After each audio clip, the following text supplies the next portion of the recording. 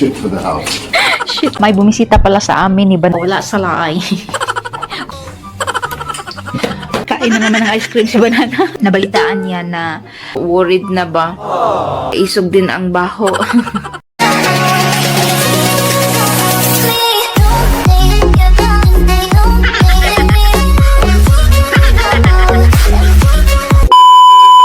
Ang aming lunch today, Saturday, rice and beef and cabbage. Yes, yahoo! Estamos mga kahigala, long time no see now. Today is Saturday, today is half day sa trabaho. So pupunta kami sa labas, hapon na. Pero lalabas kami saglit kasi may bibilhin kami. Nandito kami sa Moffitt on Main, sa General Store. Tingin-tingin kami dito. Nagujod na si Banana sa cartoon, mga kahigala. Pakistani that's selling them cheap.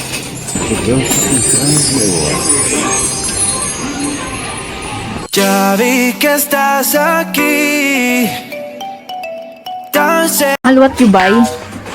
Shit for the house. Shit for the house, mahal? Shit for the house. We actually want a wooden. Ang laki dito sa General Store. Nandito kami sa mga candies na shop. Yan.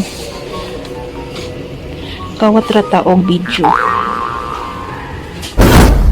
Mga binili namin clothes horse, shoe rack, bullet flags, special lunch para sa work namin ni Banana, air freshener 2, Safi flag, seasoning both 1, and then socks, and then lovely picnic Tupperware. Sit na siya, may kutsara na, tinidor, knife para salt din, at plato, and then baso. Tapos bumili din kami ni Banana ng mga candies. Kahapon mga kahigala, may bumisita pala sa amin ni Banana, no, dito sa bahay, si Mami Eden at saka yung Banana niya at anak, kasi nag-holiday sila, and then dumaan na lang sila dito sa Port Elizabeth. At na-miss din niya ako ba? At na-miss ko din siya, syempre. So, ipakita ko sa inyo yung video, no, na pumunta sila dito. Pero kaunti lang, alam nyo na, busy kami sa tuking-tuking kasi na-miss namin ang isa't isa. And then nagkuha din siya ng kaunting video para daw ilagay ko sa aking YouTube channel kung saan sila pumunta, saan sila natulog. Supportive na kaibigan, di ba? Ang bait. So, keep it watching mga kahigala. Mami Eden is here in the house. Sorry, Beshi, hindi ako nakapagpaalam.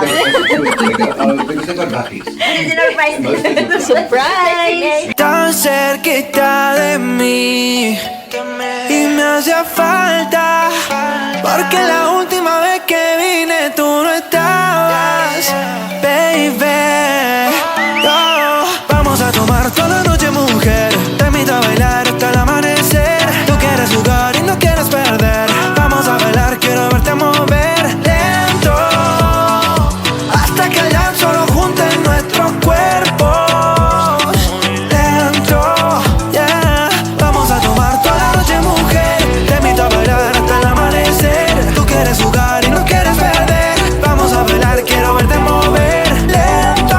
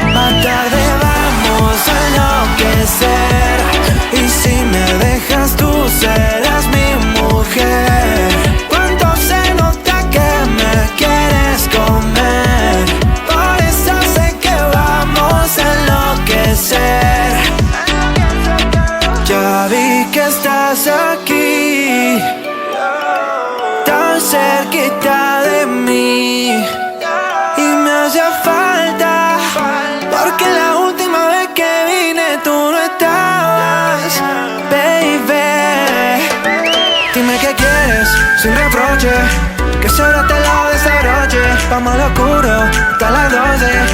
Ay, sí que tú me conoces. Suavecito vamos hasta abajo. Tú tomas tequila, yo voy con refajo. Pasamos bueno, te gusta el relajo. Y de 100 billetes yo cargo un fajo.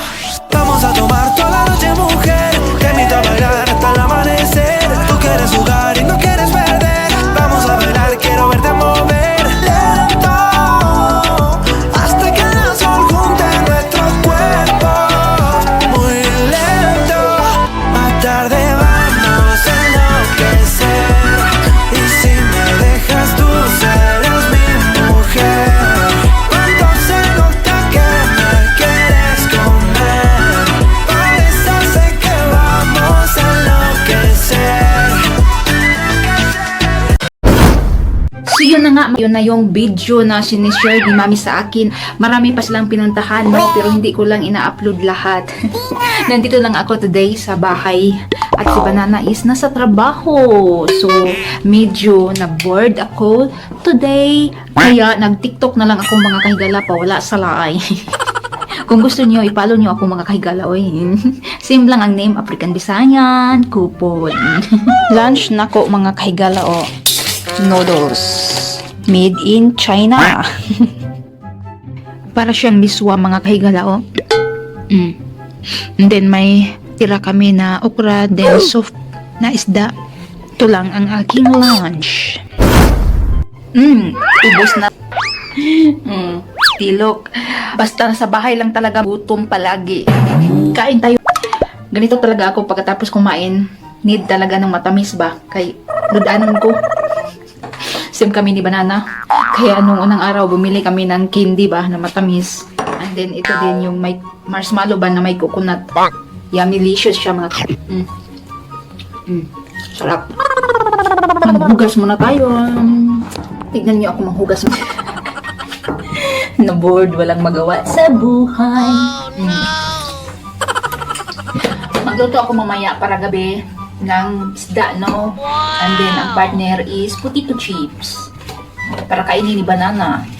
Pag-uwi.